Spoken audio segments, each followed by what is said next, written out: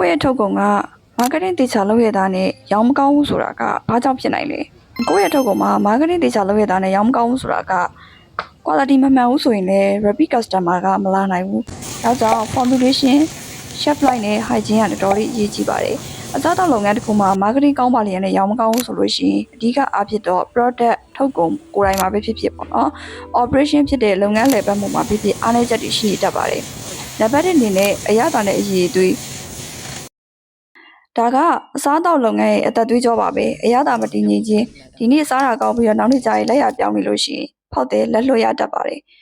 ညှောင်းချက်နဲ့လွဲချော်ခြင်းကြော်ညာတွေကပုံစံနဲ့အပြင်ကအရသာအသွင်ပြင်အရန်ကွာဟနေတာမျိုးပါနံပါတ်2အနေနဲ့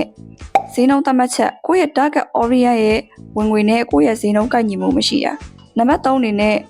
ဝန်ဆောင်မှုနဲ့စိတ်ကျေနပ်မှုနံပါတ်4အနေနဲ့နေရာဌာနနဲ့ရရှိနိုင်မှုခက်ခဲတာပေါ့နော်ဒီလိုချက်တွေကြောင့်လည်းဖြစ်နိုင်ပါတယ်နံပါတ်5အနေနဲ့တန်ရှင်းမှုနဲ့ယုံကြည်မှုအစားအစာတွေမှာမပါသင့်တာတွေနောက်ဆိုင်ရဲ့ပြင်ဆင်နေတဲ့ပတ်ဝန်းကျင်တန်ရှင်းတာတွေပေါ့နော်ဒီလိုຢာတွေကြောင့်လည်းဖြစ်နိုင်ပါတယ်